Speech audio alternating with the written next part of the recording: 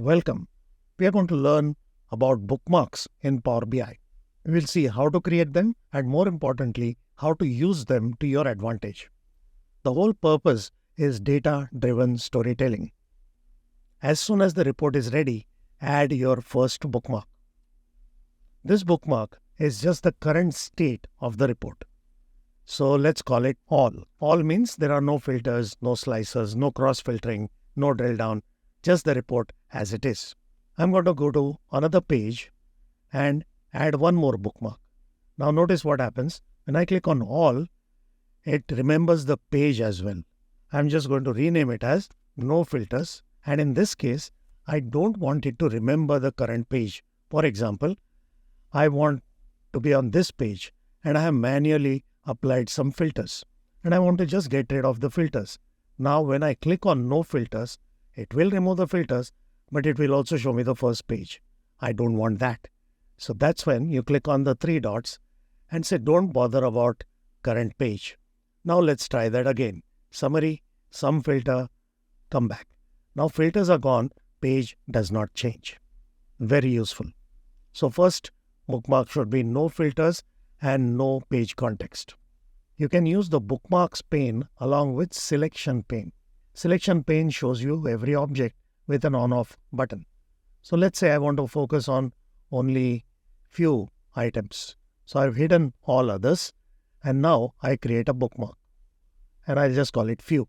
Whenever you create a bookmark, rename it and then look at, do you want the filters to be kept? Do you want the display to be kept? And do you want the current page to be kept? In this case, I am going to keep all of them. So now let's look at how it works. No filters will get me to this and few will remove it. Now because we have kept the page context here, if I was on another page, no filters will remove the page, but few will change the page and hide unwanted visuals. So combination of selection pane and bookmark works fine. We can also use bookmarks along with the filter pane. In this case, I have added a filter on this page based on year, and I want to get rid of the 2014 and 23 because there is only one record. Now when I create a new bookmark, I'm going to call it 2017 to 20. When I go to no filters, even the filter pane is closed. And when I click on this particular bookmark, not only does it filter it correctly, it also opens the filter pane. So remember, the open and closeness of a pane is also remembered by bookmarks. Sometimes we want to highlight a particular visual. There are two ways of doing that. One is click on the visual, go to the three dots, click on spotlight. So all other visuals are dimmed out and this one is prominent. Close the unwanted panes and add a bookmark. I'm going to rename it as spotlight. Another method of highlighting a visual is to go into focus mode. So this is a crowded visual. I want to give it more space and talk about year and month distribution. So go to focus mode and add a bookmark. Baseline and focus. So now you must be understanding the real purpose of bookmarks. When you are presenting data or looking at existing report, you want to see exact snapshots of specific items. And that's what bookmark is about. Now that we have seen how to create bookmarks, let's see how to arrange them and then use them in practice. You can just drag and drop them to arrange them in the correct order. Once the report is ready, you have to send it to people. Or you are going to present it yourself. So both the scenarios, we handle bookmarks separately. In either case, we have to publish it to Power BI portal or service. I've opened the same report on Power BI service now, and I've made that browser full screen. F11 is the shortcut. This is the bookmark pane. So open it and say show bookmarks. All our bookmarks are still visible and our pages are also shown here. But when you are presenting, you don't want these menus to clutter your screen. So go to the view and choose full screen.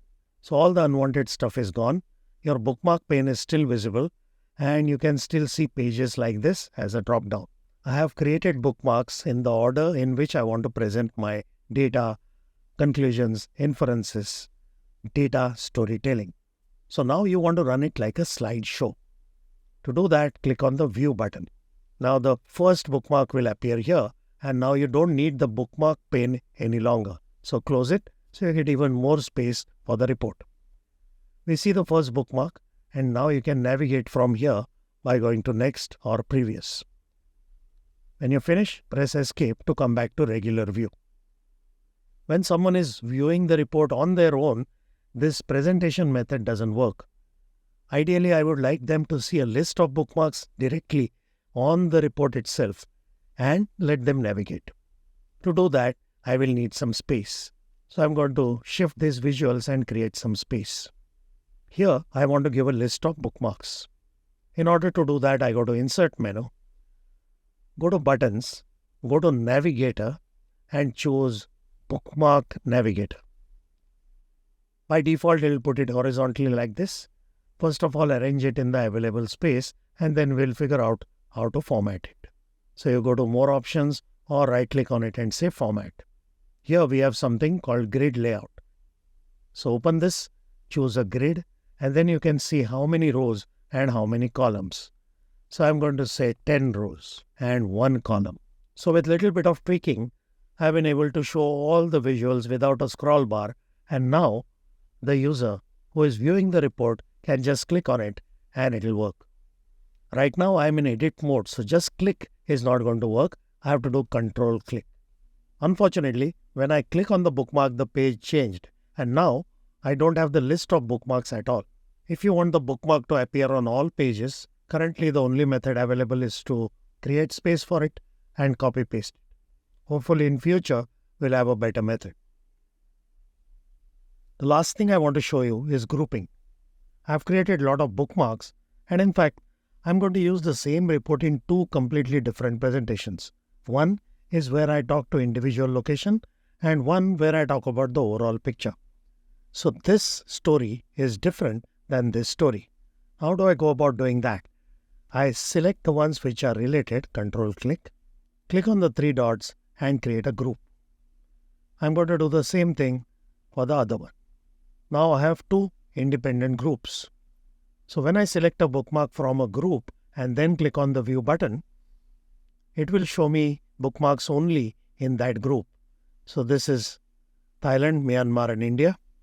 Next one is Malaysia, Indonesia, and the next one is Australia. It completely ignored the other group. So this is how you can use groups to create multiple storylines from the same report. So I hope you have understood how to use bookmarks to your advantage. So go back to your existing reports, make a copy, add bookmarks, and make them more useful for yourself as well as others. That's it for now. Thank you.